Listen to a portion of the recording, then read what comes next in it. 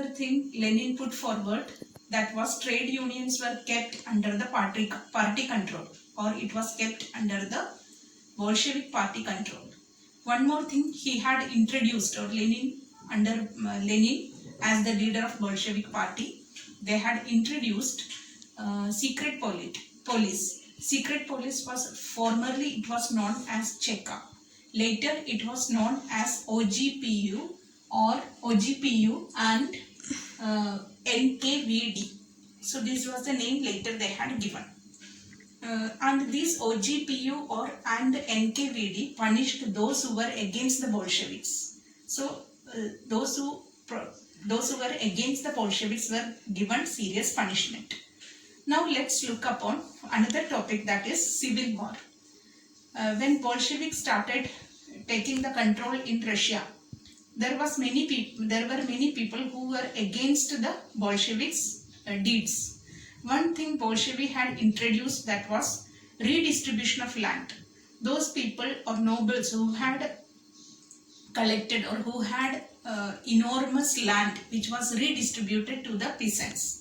So this redistribution of land was land which made some problem, or which made some anger in the minds of the other non-Bolshevik socialists and the liberals, those who were against the Bolshevik. This led to a civil war. The civil war which started, and it was supported by France, then Japan, UK, etc. because these countries were worried about the growth of socialism in Russia. So there were three important groups. Bolsheviks were known as Reds, Socialists were known as Greens, and Whites were known as pro-Tsarist. They had a conflict or a civil war inside the country. They had a conflict. So this was this was supported by other countries from outside.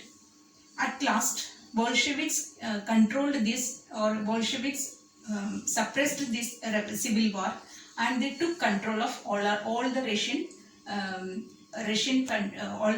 areas, or former Russian land, or former Russian areas.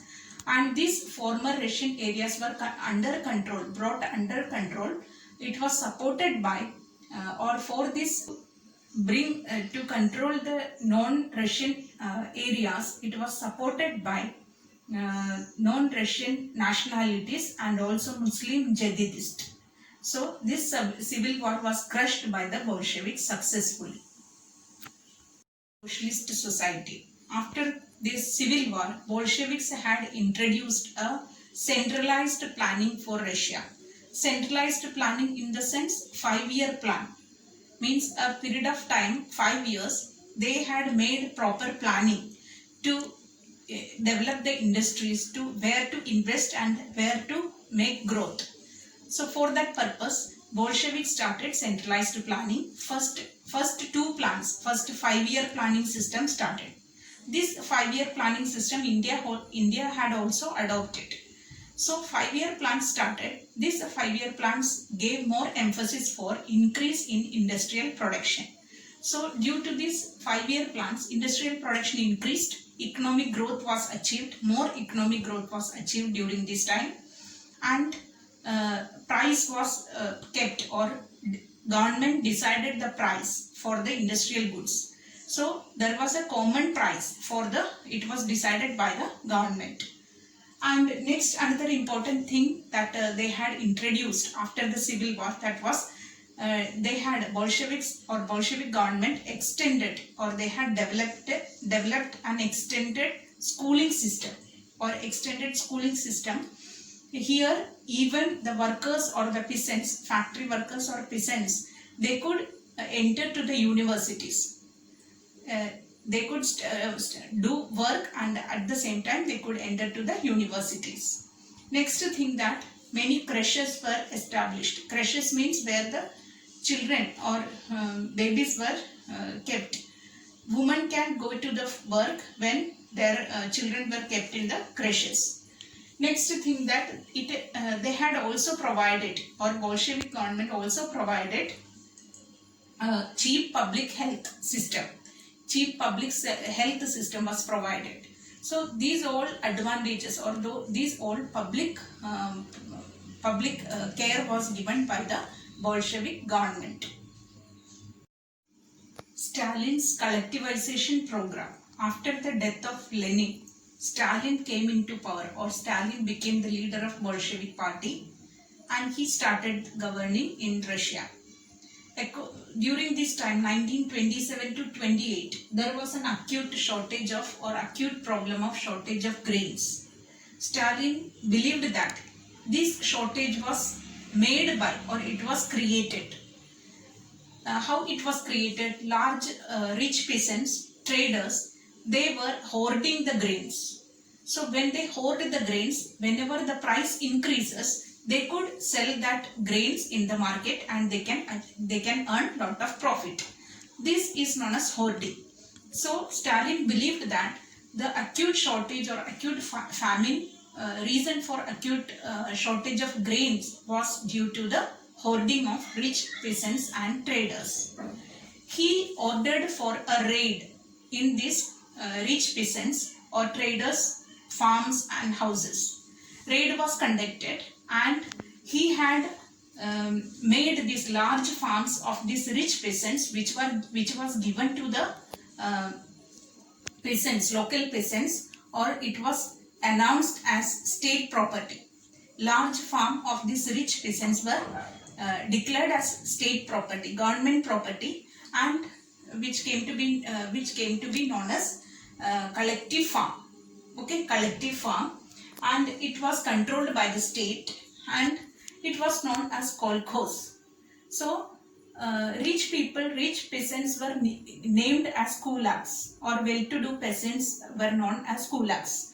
And this large farm, which was owned by this Stalin's government, it was declared, or it was considered as the state property, or it was controlled by the state, and came to be known as kolkhoz. And farmers were asked, or peasants were asked to cultivate in this collective farm, or this large farm owned by the state power was known as collective farm. So people were asked to cultivate in this collective farms, and the profits were shared among the peasants. So well-to-do peasants were earning large profit in their farmland. Instead of that, that farmland was taken over by the state, and it was considered to be state property, and it was given for collective farming, and all the peasants started cultivation, and the profit was shared among the peasants. But the peasants were, these all arrangements was done, still peasants were not happy with the collective farming. So this is known as Stalin's collectivization program. This mechanism, or this procedure, is known as Stalin's collectivization program. I have to study about the global impact of this Russian Revolution. How this Russian Revolution influenced the other countries, or globally how it influenced. First thing, that Russia was the first country in the world to start a communist state, or communist country. Russia was the first country. Second thing, that the Bolsheviks encouraged the colonial people or colonial governments to follow their experiment.